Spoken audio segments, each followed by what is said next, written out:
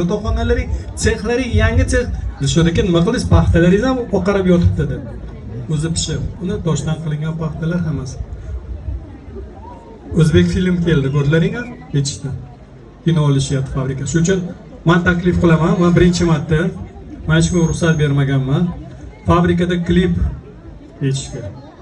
Men deganda prezidentimiz e'tirof etganlar, mana bekordan emas, 1 yilda 3 ta mukofot berganlar. Bittasi emas, 100 tasi onajonimga, bizim onajonimga shu farzandlarini o'qigandan keyin qolganda bizga. Bu katta e'tirofda. Shuning uchun bunaqa iqtidorlari oldida klip yechsa, Ozodbekka ham Yulduzga ham dam bo'ladi. Men sizga hali bekordan aytmadim. Bularning duosi o'lib qolgan Sitorani ham ayoqqa turg'izgan. Ana Ravshan Sobirov ham birdan Shahlo degani вообще Toshkentda yulduz bo'lib ketdi. Bizda ana qilib yotgani Umidni shogirdi. To'g'rimi Umid? Mana Umidni shogirdi, to'g'rimi? Millionda chiqqan. Qolganlari ham O'rta Otajonov yoqaga kelib duolari qilib ketgan. Kesarimsa to'quvdan kim bo'lsa. Ana shuning uchun men taklif qilaman Jaloliddinni, ko'rsam sizlar вообще kayf qilinglar. Yomg'irda ham o'yinga tushlaring. Men ketaverasizlarmi? Men lotereya ham o'ynamadim. Shu yerda ushlab ham turmadim sizlarni. Sizlar maza qildilaring.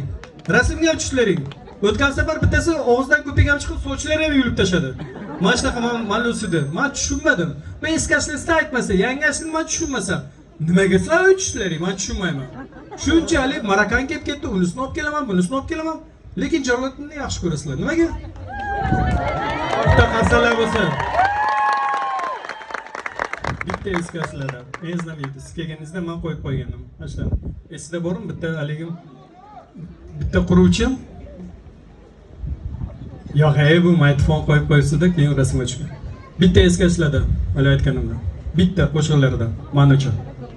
Qaysi ashlar? Men bilmayman. Men bilmayman вообще reportajlarni. Eski ashlar menga yo'qkan. Qaysi ashlar qo'ysinlar? Qo'qoli.